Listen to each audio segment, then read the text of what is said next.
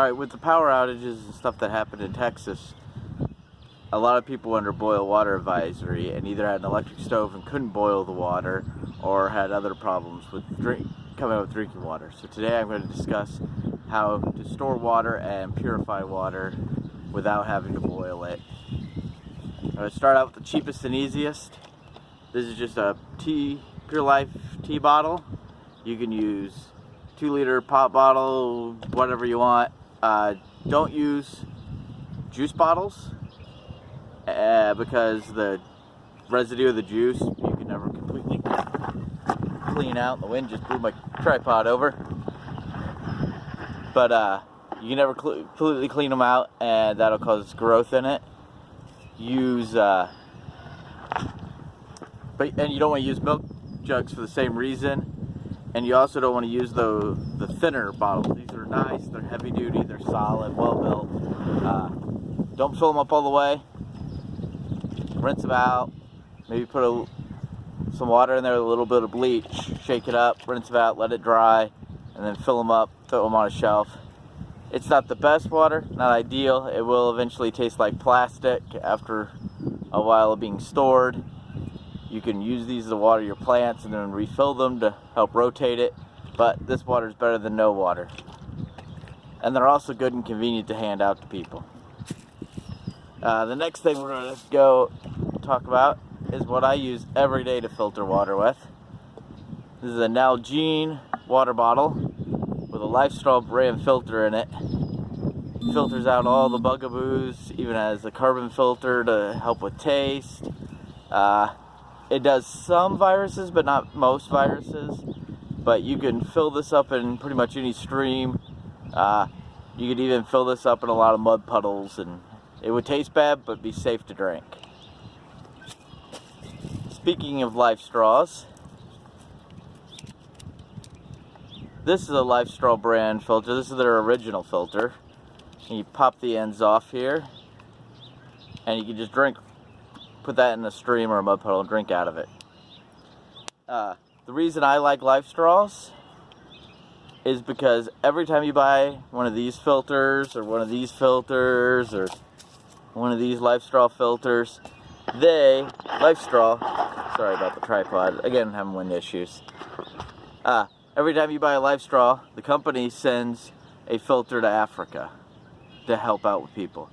Their filters cost a little bit more than Sawyer filters do, but I consider the difference in cost just a charity thing, and I'm happy to spend it.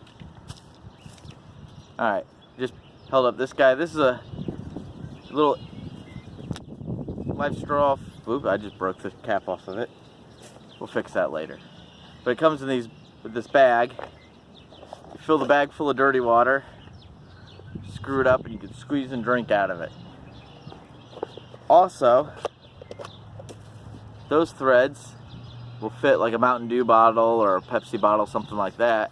So if you put a hole in this or whatever, chances are you can find a bottle in the trash somewhere. And also it has this barb fitting on each end, so you can put this in line. They make another kit that comes with 2 big bags.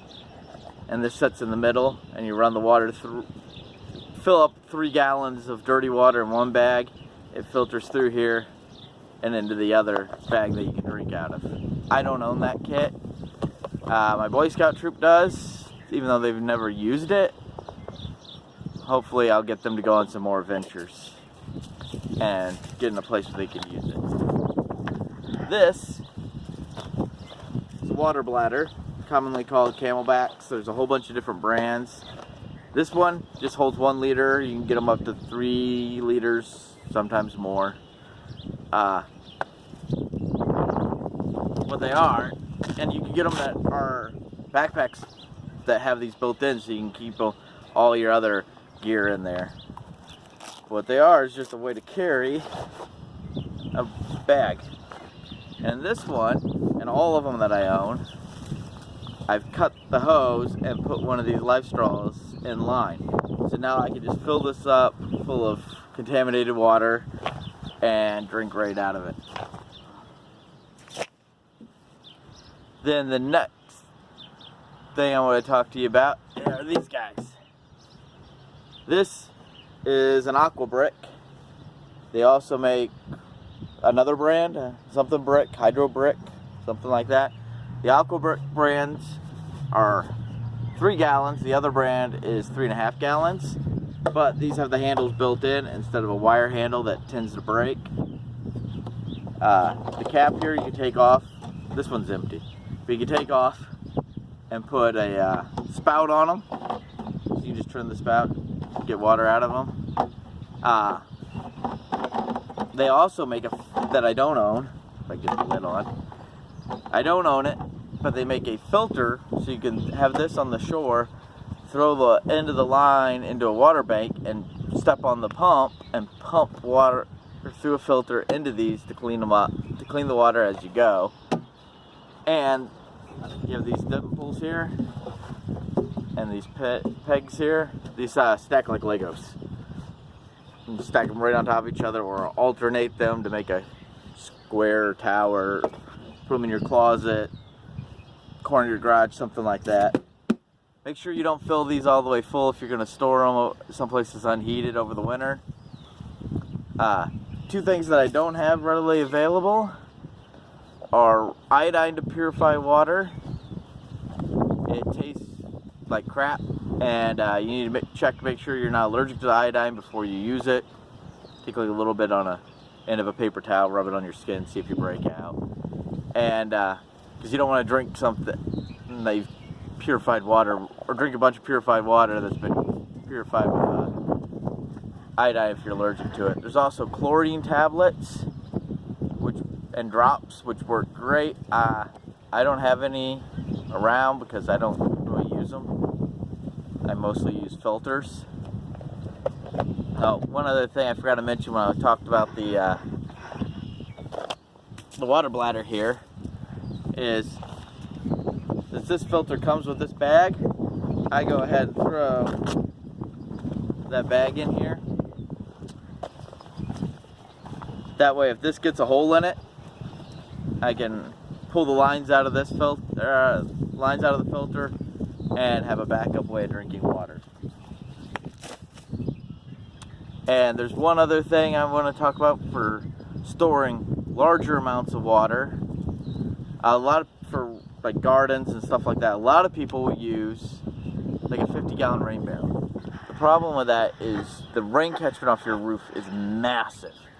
1 inch of rain will more than fill that 50-gallon barrel. And then when you try to use it to water your garden, if it's more than a couple of days between rainfall events, they don't fill up, or you'll empty them. Oh, and since I live in an RV, I also have a 30-gallon water tank in it that I plan on building an inline filter system into that, so I can fill it up if I have to from a stream or other water sources, including rainwater. Which brings me to the last thing, and I don't own this, but I plan on buying one soon and hooking it to the gutters on the barn, tube water, garden spaces, and for the RV water. And it's one of these 350-ish, 250 to 350 gallon IBC totes. Make sure you get them food grade. They have a valve here at the bottom. You can pull these out of the cages and wrap them in like trash bags, duct tape it to it, and or surround them with plywood, because these are clear, you'll get mold in them. You can get these for like 30 to 50 bucks that are food grade, which is much cheaper than any other poly tank. And you can stack them up to 3 high if you wanted to. They're really easy to plumb together. They're designed to be used to store bulk containers for factories and stuff like that.